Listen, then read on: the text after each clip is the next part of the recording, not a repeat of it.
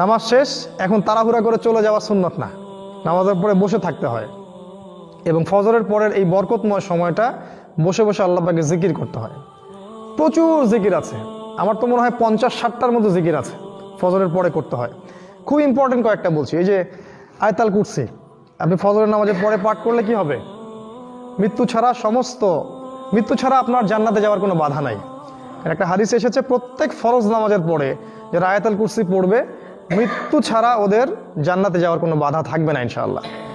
এরপরে আছে যে সুবহানাল্লাহ, আলহামদুলিল্লাহ, আল্লাহু আকবার তাসবিহগুলো আছে। তারপরে আউযু বিকালিমাতিল্লাহি তাম্মাতি মিন শাররি মা খালাক 3 বার পড়তে হয়।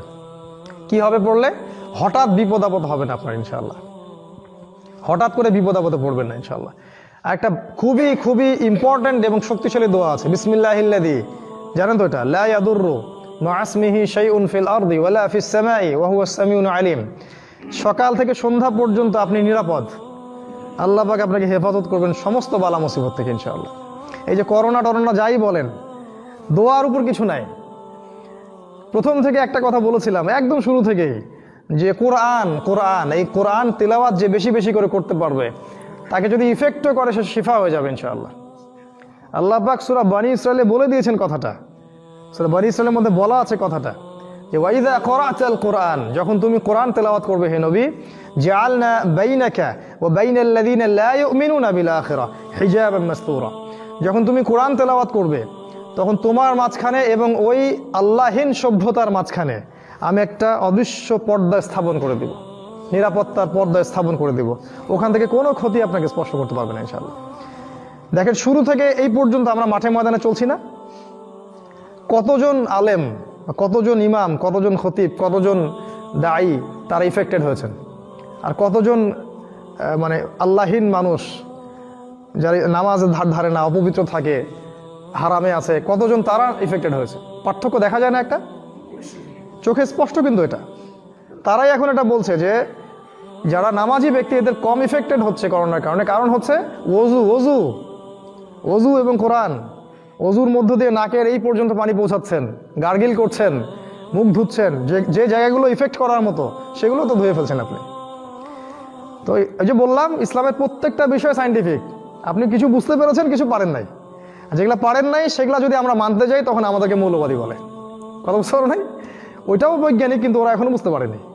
যাই হোক, ফজরের পরে এই দোয়াগুলো পড়বেন। এর সাথে আছে একটা তাসবিহ বলছি, এই তাসবিহটা যদি পড়তে পারেন আপনি সকালে ফজরের পর থেকে 3-4 ঘন্টা জিকির করলে যে নেকিটা হয় সেটা পাবেন ইনশাআল্লাহ। সেটা হলো 5টা বাক্য খালি, সুবহানাল্লাহি ওয়া বিহামদিহি আদাদা খালকিহি ওয়া রিদা নাফসিহি ওয়া জিনাতা আরশিহি ওয়া মিদাদা কালিমাতিহি। এটা 3 বার বলবেন। হাদিসটা কি?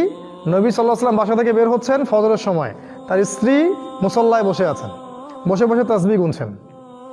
নবী সাল্লাল্লাহু আলাইহি ওয়াসাল্লাম ফজরের নামাজ পড়লেন, তার প্রয়োজন মিটালেন, আরও যে কাজগুলো ছিল সেগুলো করে বাসায় আসলেন। ধরেন বাসায় আসছেন হয়তো 8টার সময় বা 8:30টার সময় ফজরের পরে, কথার কথা বলছি, এসে দেখলেন তিনি তখন ওইখানে বসে আছেন। তিনি জিজ্ঞাসা করলেন যে তুমি কি তখন থেকে এখানে বসে তাসবিহ করছো? জুয়াইরিয়া রাদিয়াল্লাহু আনহু সম্ভবত ওনার স্ত্রী, আমার নামটা মনে পড়ছে না এই সময়। তিনি বলেন, হ্যাঁ ইয়া রাসূলুল্লাহ, আমি তখন থেকে এখানে বসে আছি, তাসবিহ করছি।